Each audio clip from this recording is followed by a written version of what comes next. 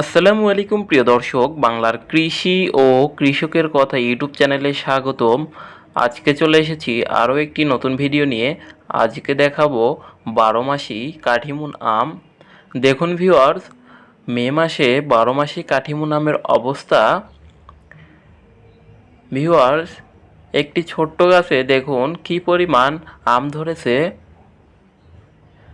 12 মাসি কাঠিমুন আম খেতে অত্যন্ত সুস্বাদু। ভিডিওটি ভালো লাগলে লাইক কমেন্ট শেয়ার করবেন। চ্যানেলে নতুন হয়ে থাকলে অবশ্যই একটা সাবস্ক্রাইব করবেন।